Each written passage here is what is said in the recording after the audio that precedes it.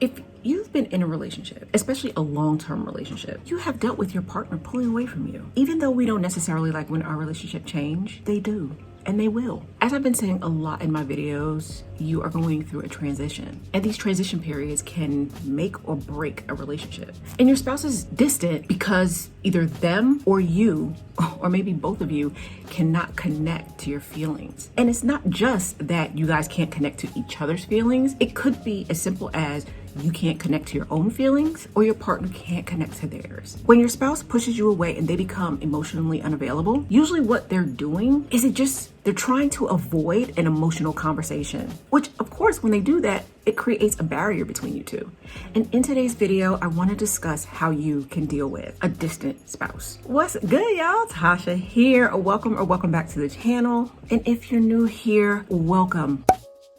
And on this channel, I give marriage advice to those going through separation. I have been where you are, and I know how hard it is. Usually, we know when our partner is being distant. You don't have to ask anyone, like you can sense that change within them. And you don't necessarily have to be living with that person. You know your spouse. So even if you guys are separated right now, you know when your spouse is being distant. And you'll almost feel like they're trying to intentionally sabotage the relationship. They'll do things purposely to push you away. And they're doing this because of their own insecurity. They may be going through something and don't know how to articulate what it is that they're going through. Some people just can't explain their feelings. So what they usually do is internalize it. And then they just hold everything in. It begins to eat away at them. And sadly, in this situation, there's not a whole lot you can do. You can try to talk to your spouse. You can try to have a conversation with your spouse. But because they don't know what they're really feeling or how to explain how they're feeling, it's going to be difficult. So in times like this, your spouse needs to figure out on their own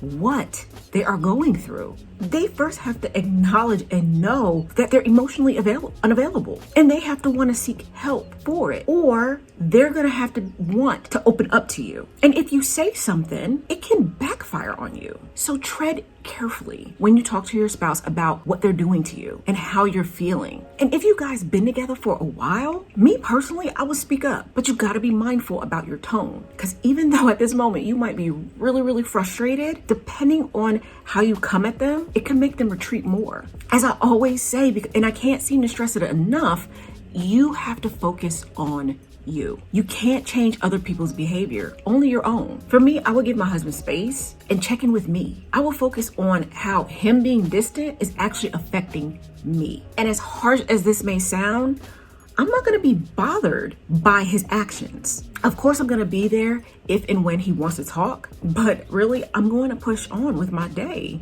Because if you allow it, you will begin to let your partner's negative emotions feed on you. And then you're going to become depressed and distant. And now, if both of you are depressed and distant, nobody's going to fix it. Nobody's going to fix anything. And if you and your spouse had conversations, you saw a counselor if they are willing, and it's been way too long for your timeline, I know that it's hard to walk away from something that you've built. But sometimes you have to ask yourself, what is best for me? I know you might say that you don't want to let go of something that you're working on. You're trying to save your marriage. But it's also hard to work on something when the other person has already given up. For me, I know that there's certain times of the year that my husband is going to pull away.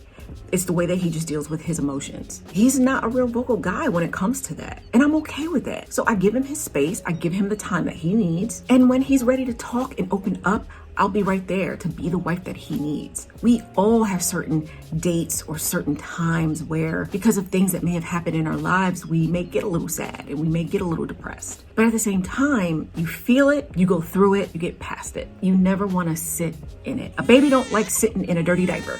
At least my kids didn't. So you shouldn't either. All in all, give them the space and the time that they need. And if they want to fix the communication between you two, they'll come to you and they'll try their best to tell you how they feel, even if it's hard. But if your spouse don't want to have a serious conversation, they'll continue to avoid you and that conversation. So I hope this video helped you guys. Check out my video talking about my 6 systems and what I use to save my marriage. And also check out the video talking about the power of letting go and how to let go in your marriage. So like, sub, do all the things. And remember, love yourself, adore yourself, and always be yourself. Thank you. And I hope I get to see you guys in the next video.